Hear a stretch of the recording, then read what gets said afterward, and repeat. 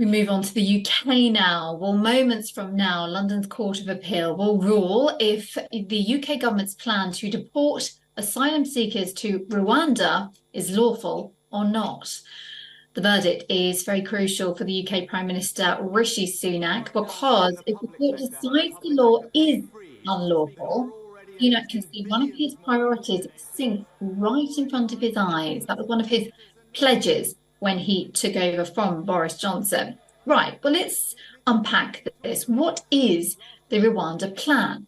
Well, last year, the British government struck a deal under which it plans to send tens of thousands of asylum seekers to East African country Rwanda. A year ago, the first planned deportation flight was blocked in a last-minute ruling by the European Court of Human Rights. In December, the High Court ruled the policy is lawful, but the decision is now being challenged by asylum seekers from several countries, along with human rights organisations. However, a victory for the UK government will not witness immediate deportation, as experts predict more appeals coming their way. And an injunction by the ECHR prevents any deportations until 3 weeks after the court ruling. Earlier, the Home Secretary Suella Braverman released the cost of sending asylum seekers to Rwanda.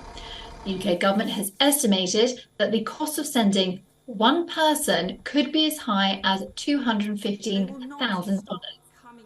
According to the UK government, the cost of deporting each individual to Rwanda would include over $130,000 payment to Rwanda for hosting each asylum seeker, around $28,000 for the flight and the escorting itself, and $22,900 for the processing and legal costs.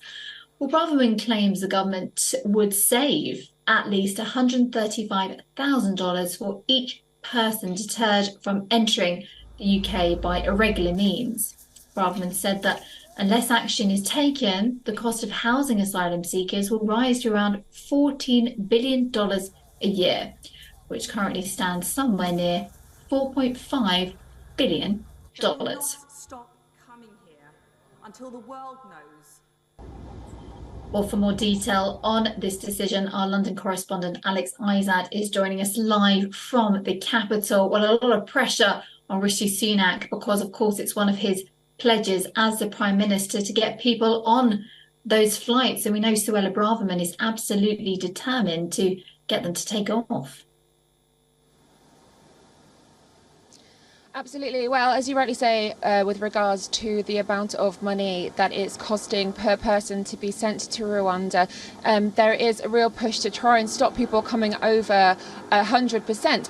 Of course, that doesn't seem to have picked up any traction since it was mentioned even previous to Suella Braverman, with the last Home Secretary, Priti Patel, trying to also disencourage people from taking that treacherous journey across the Channel. Now, we aren't expecting this appeal to hear for at least a couple, 20 minutes, an hour from now. The Court of Appeals will be live streaming their response to this. But what it could potentially mean if they agreed that the government is right to send the illegal immigrants to Rwanda, that this could open the doors for potentially moving forward on that promises that Rishi Sunak had said right at the beginning of his time as Prime Minister.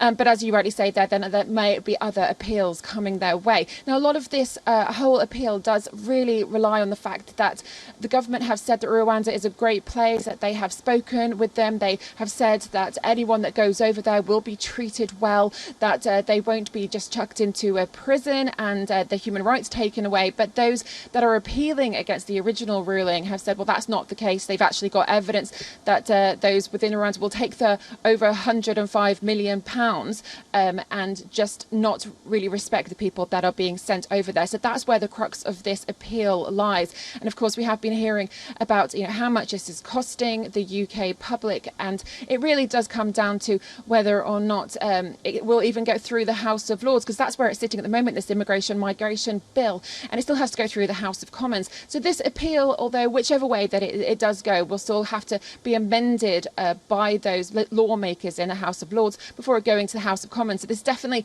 isn't the end of what's going to happen with the Rwanda plan, no matter which way the appeal swings later. Alex Isaac, thank you so very much indeed. Following what's happening there in London, as the UK government's plan to deport asylum seekers to Rwanda will be decided today if it's lawful or not. Thank you for the update.